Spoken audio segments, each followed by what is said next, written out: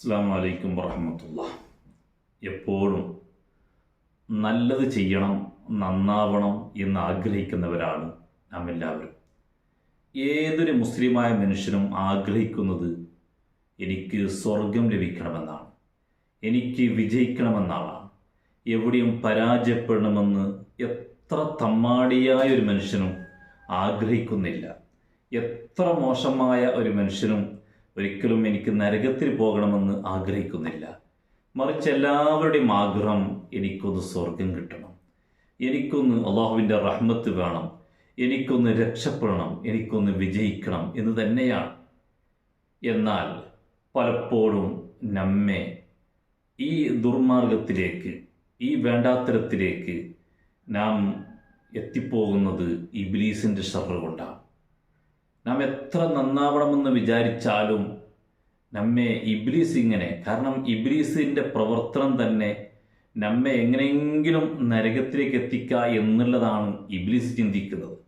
അതുകൊണ്ട് ഏതൊരു പ്രവർത്തനത്തിന് നമ്മൾ ഏർപ്പെടുമ്പോഴും, എത്ര നല്ല കാര്യങ്ങൾ ചെയ്യുമ്പോഴും എപ്പോഴും അവിടെ തടസ്സങ്ങളുണ്ടാകും. നല്ലൊരു പ്രവർത്തനത്തിന് വേണ്ടി ഇറങ്ങുമ്പോഴായിരിക്കാം അവിടെ വേറെന്തെങ്കിലും ഒരു ആവശ്യം വന്ന് മുടങ്ങിപ്പോകുന്നത്. ഇങ്ങനെ ഏത് സമയത്തും നമ്മെ നല്ല കാര്യത്തിൽ നിന്ന് നമുക്ക് മടിയുണ്ടാകുന്നു, നല്ല കാര്യത്തിൽ നിന്ന് നമ്മെ പിന്തിരിപ്പിക്കുന്നു. ഇതൊക്കെ പലപ്പോഴും ഇബ്ലീസിൻ്റെ ഷർറാണ് എന്നുള്ളത് നാം അറിയാതെ പോകരുത്. അതുകൊണ്ട് ആ ഇബ്ലീസിൻ്റെ ഷർറിൽ നിന്ന് എപ്പോഴും നാം കാവൽ തേടുന്നവരായിരിക്കണം. നല്ല കാര്യത്തിലേക്ക് ഇറങ്ങിയാൽ അവിടെ നിന്ന് നമുക്ക് അത് വേണ്ട എന്ന് തോന്നുമ്പോൾ മനസ്സിലാക്കണം. ഉദാഹരണത്തിന് പള്ളിക്ക് പോകാൻ ഇറങ്ങിയാൽ, അതല്ലെങ്കിൽ നല്ല എന്തെങ്കിലും ഒരു കാര്യം ചെയ്യാൻ നാം മനസ്സിൽ കരുതുകയാണ്, പിന്നീട് തോന്നുകയാണ് ഇത് വേണ്ട. ഈ വേണ്ട എന്നുള്ള തോന്നിപ്പിക്കൽ അതിൻ്റെ പിന്നിൽ ഇബ്ലീസിൻ്റെ പ്രവർത്തനമാണ് എന്നുള്ളത് നാം തിരിച്ചറിയണം.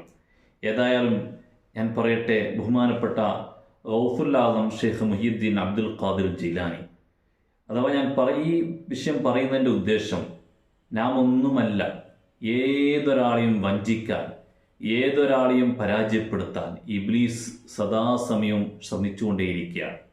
ഗൗസുൽ ആസം തങ്ങൾ എന്ന് പറഞ്ഞാൽ ലോകത്ത് അഖ്താബീങ്ങളുടെ നേതാവല്ലേ, ഔലിയാക്കളുടെ നേതാവല്ലേ. എത്ര വലിയ ഒരു ഒലിയാണ് ഗൗസുൽ ആസം തങ്ങൾ, മുഹീദ്ദീൻ ഷെയ്ഖ് തങ്ങൾ. ആ ഗൗസുൽ ആസം തങ്ങളെ പോലും ഇബ്ലീസ് പരാജയപ്പെടുത്താൻ, ഇബ്ലീസ് എങ്ങനെയെങ്കിലും കൊടുക്കാൻ ശ്രമിച്ചിട്ടുണ്ട്.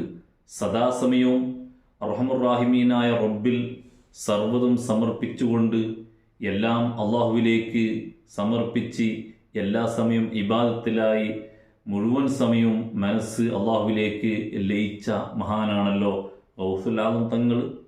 ആ ഗൗസുൽ ആസം തങ്ങളുടെ ഒരു ചരിത്രം ഞാൻ ഓർമ്മപ്പെടുത്തുകയാണ്.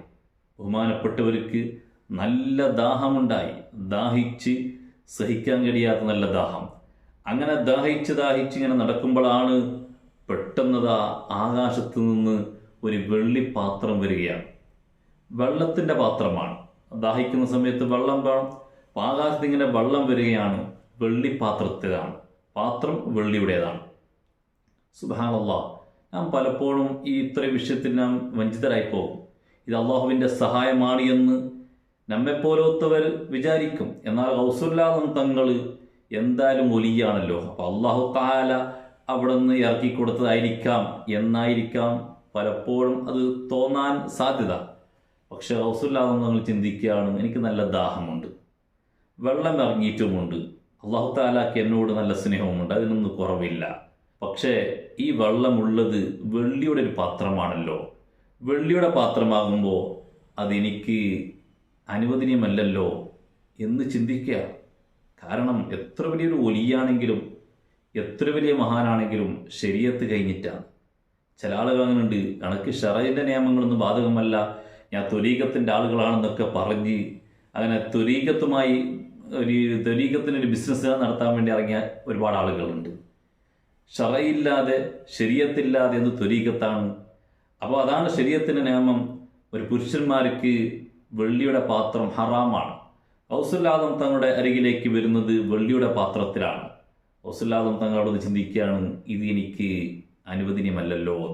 ആ സമയത്താണ് ഒരു അശരീര ശബ്ദം കേൾക്കുകയാണ്, ഖദ് അബഹനാലക്കൽ മുഹറമാത്തി വാസ്തത്തിനാങ്കൽ വാജിബാത്തി. അല്ല, നിങ്ങൾ വലിയ മഹാനാണല്ലോ, നിങ്ങൾ വലിയ ഷെയ്ഖാണല്ലോ.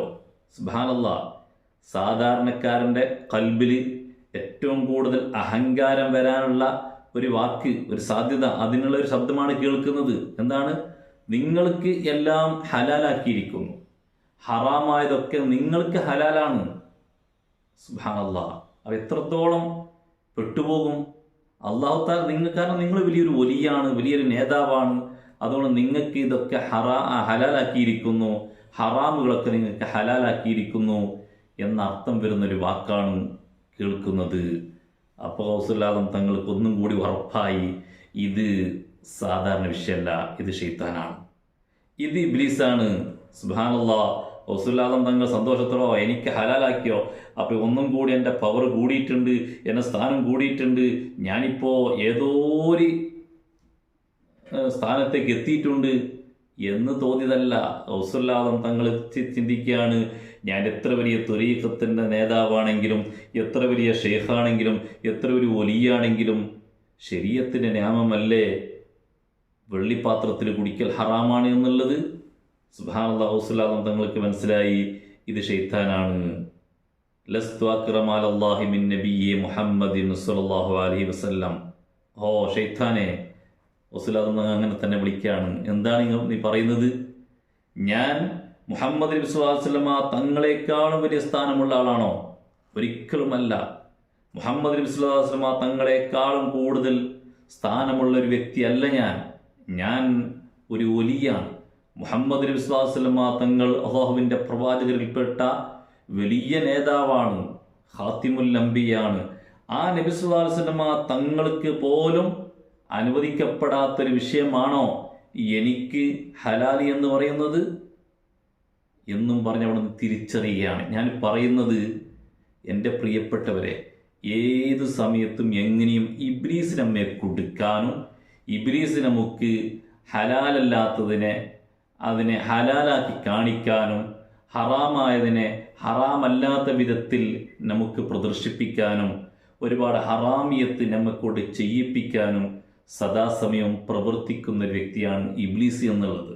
അത് നാം തിരിച്ചറിഞ്ഞുകൊണ്ട് എല്ലാ കാര്യത്തിലും അള്ളാഹു എന്താണോ കൽപ്പിച്ചത്, അള്ളാഹുവിൻ്റെ ഹബീബ് സല്ലല്ലാഹു അലൈഹി വസല്ലം തങ്ങൾ എന്താണോ നമ്മോട് നിർദ്ദേശിച്ചത്, അഥവാ ഖുർആനും ഹദീസും മഹാന്മാരായ പണ്ഡിതന്മാർ അവരൊക്കെ എന്താണ് നമുക്ക് പഠിപ്പിച്ചു തന്നിട്ടുള്ളത്, അത് തന്നെയാണ് ശരി എന്ന് പൂർണ്ണമായി മനസ്സിലാക്കിക്കൊണ്ട് എവിടെയെങ്കിലും ആരെങ്കിലും എന്തെങ്കിലും പറയുന്ന, എന്തെങ്കിലും പ്രവർത്തിക്കുന്ന അതൊക്കെയും ത്വരീഖത്താണ്, അല്ലെങ്കിൽ അതാണ് ഏറ്റവും നല്ലത് എന്നൊന്നും ചിന്തിക്കാതെ മഹാന്മാരുടെ വഴിയിലൂടെ സഞ്ചരിക്കണം.